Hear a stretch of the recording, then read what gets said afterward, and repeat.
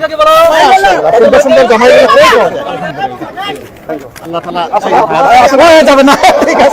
রাজনীতিতে অভিনয় চলে, কিন্তু শিশুদের নিষ্পাপ মন কখনো মিথ্যা বলে না।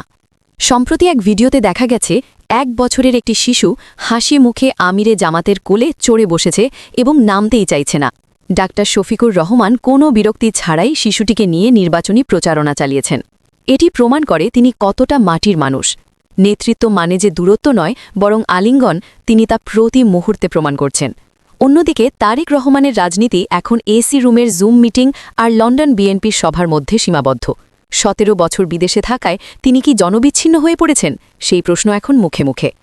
ডাক্তার শফিকুর রহমানের এনার্জি লেভেল আজ তরুণদেরও হার মানাচ্ছে। একই দিনে তিনি উত্তরবঙ্গ থেকে দক্ষিণবঙ্গে জনসভা করছেন, যা দেখে বিএনপি আজ দিশাহারা। প্রতিটি জেলায় যাওয়ার সক্ষমতা হয়তো বিএনপির আর নেই। দলটি আজ অভ্যন্তরীণ কোন্দল আর ভুল মনোনয়নে জর্জরিত, যেখানে জামাত একটি সুশৃঙ্খল কর্পোরেট সিস্টেমের মতো এগিয়ে যাচ্ছে।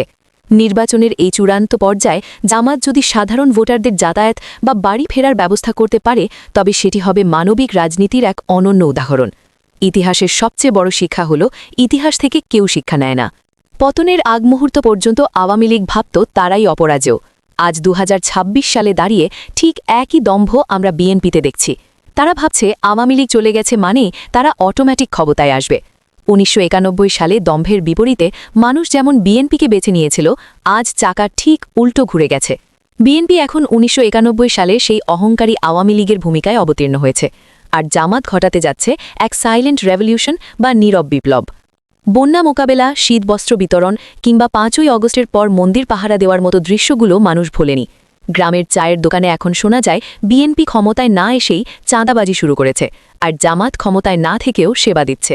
এই একটি বাক্যই আসলে নির্বাচনের ফলাফল নির্ধারণ করে দিচ্ছে। 12ই ফেব্রুয়ারি 2026 হবে দম্ভের বিপরীতে সেবার জয়ের দিন। আপনাদের কি মনে হয়, 2026-এর এই নির্বাচনে কি সত্যিই কোনো বড় চমক অপেক্ষা করছে? আপনার মূল্যবান মতামত কমেন্টে জানান। ভিডিওটি ভালো লাগলে লাইক শেয়ার করে আমাদের পাশেই থাকুন। দেখা হবে পরবর্তী ভিডিওতে। ধন্যবাদ।